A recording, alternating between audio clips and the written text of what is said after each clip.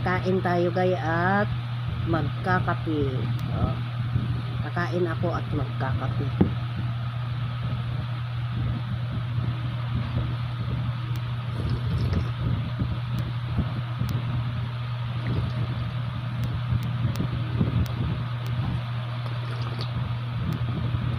Sopas.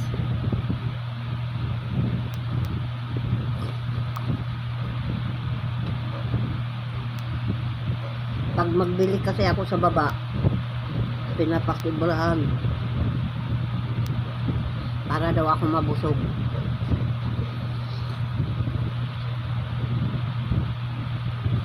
Kung hindi ako magbili, binibigyan ako. Yan ang biyaya na binibigay ng Lord sa akin. Bakit? Lahat sila dyan sa baba, mga alaga sila ng Panginoon. Kaya alam nyo, kahit anong bagyo, malakas na bagyo, kahit na nagbaha sa ibang lugar, dati ang baha dito lagpas tao ang baha dito. Pero ngayon, papuri sa Diyos, wala nang baha. Ganyan kapangyarihan ang Diyos. Thank you Lord sa lahat ng mga biyaya na ipinagkaloob mo sa akin at sa aking buong sambahayan at sa lahat ng mga kapitbahay ko. Thank you sa blessing, lalo na sa mga taong ginagamit mo, sa tanging pangalan ni Jesus. Amen. Ang sarap kumain.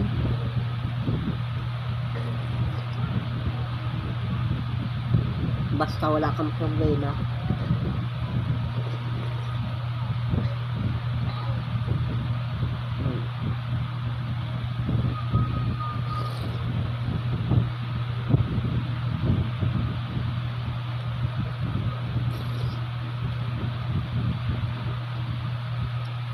Pumunta ako sa baba.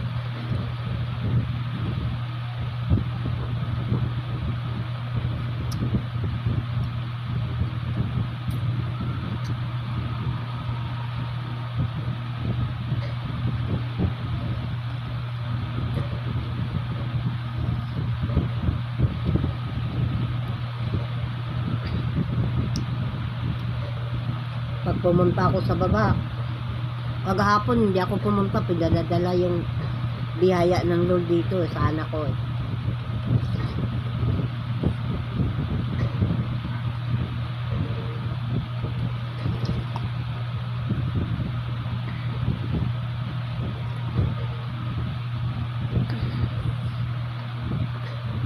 Minsan maraming blessing, minsan wala. Kasi bakit? Gutom ang tao eh.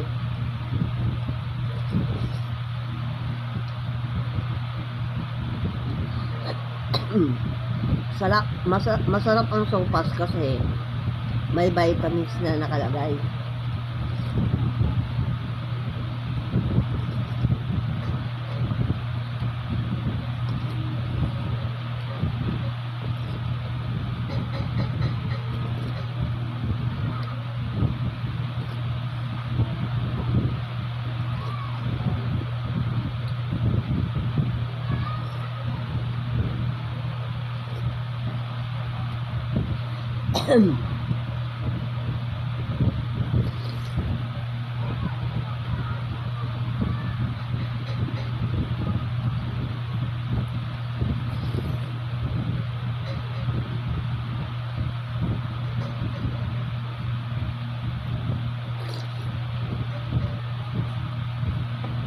Ganun ka makapangyarihan ang Diyos. Hindi siya nagkukulang. Pangako niya yan eh. Aking iniligtas ang tapat sa akin. Kung sino man si Yahweh, ako'y kilanlin. Siya ay aking gantimpalaan na mahabang buhay. Siya ay bigyan ko ng karangalan habang buhay. Natupad yung pangako na yun kasi kilala ako. kilala ako sa lipunan bilang content creator. Kilala din ako ng mga kapitbahay ko. Mayroon kasi ibang mga content creator na sa kapitbahay hindi kilala. Pero ako, kilala ako. Mga kapitbahay ko. Isa akong TikToker, isa akong content creator. Kilala ako. Simula dito hanggang sa labas. Kilala nila ako.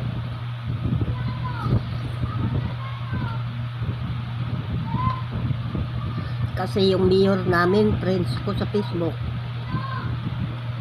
Yung mayroon din ako mga mga friends na mga doktor na sa Facebook. Mayroon din akong friends na abogado na sa aking Facebook. Oh. Mga Vatican na lahat, nandyan na lahat. Kaya wala na akong masabi.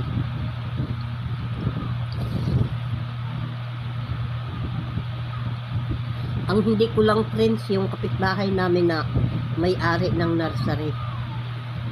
Yun, ang hindi ko lang friends, pero alam niya na isa akong content creator.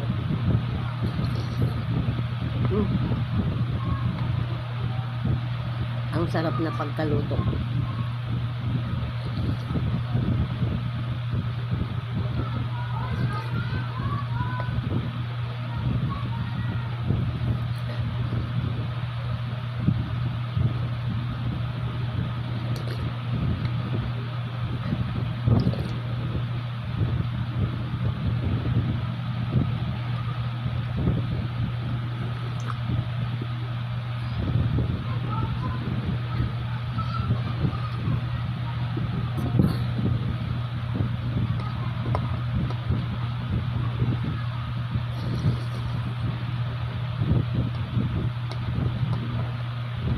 Kaya kung sino man nagsasabi na hindi hindi ako kilala, sila ang nagkakamali.